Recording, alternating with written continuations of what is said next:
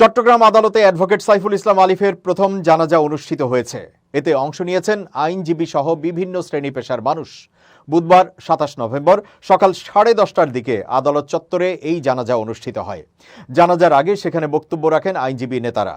তারা সাইফুল হত্যাকাণ্ডে জড়িতদের গ্রেপ্তার করে আইনের আওতায় আনার দাবি জানান। প্রথম জানাজা শেষে সাইফুল ইসলাম আলিফের মরদেহ নগরের জমিয়তুল ফালা মসজিদ মাঠে নিয়ে যাওয়ার পর সেখানে দ্বিতীয় জানাজা অনুষ্ঠিত হয়। জানাজায় অংশ নিতে সেখানে উপস্থিত হয়েছেন বৈষম্য বিরোধী ছাত্র আন্দোলনের আহ্বায়ক হাসনাত আব্দুল্লাহ এবং নাগরিক কমিটির সদস্য ও জুলাই শহীদ স্মৃতি ফাউন্ডেশনের সাধারণ সম্পাদক সার্জিস আলম। অ্যাডভোকেট সাইফুল ইসলাম আলিফ লোহাগাড়া উপজেলার চুন্তি এলাকার বাসিন্দা। তার বাবার নাম জালাল উদ্দিন।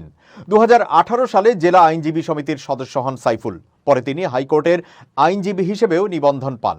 মঙ্গলবার ২৬ নভেম্বর চট্টগ্রামে বাংলাদেশ সম্মিলিত সনাতনী জাগরণ জোটের মুখপাত্র অধ্যক্ষ চিন্ময় কৃষ্ণ দাস ব্রহ্মচারীর মুক্তির দাবিতে আন্দোলনকারীদের হামলায় নিহত হন সাইফুল ইসলাম আলিফ। এদিকে অ্যাডভোকেট সাইফুল ইসলাম আলিফ হত্যার প্রতিবাদে আজ চট্টগ্রাম আদালত বর্জনের ঘোষণা দিয়েছেন আইনজীবীরা। মঙ্গলবার জেলা আইনজীবী সমিতির জরুরি সভায় এই সিদ্ধান্ত নেওয়া হয়। অন্যদিকে সাইফুল ইসলাম আলিফ হত্যার সঙ্গে জড়িত ৫ জন সহ অন্তত ২০ জনকে আটক করেছেন কোতোয়ালি থানা পুলিশ ও সেনাবাহিনীর সদস্যরা।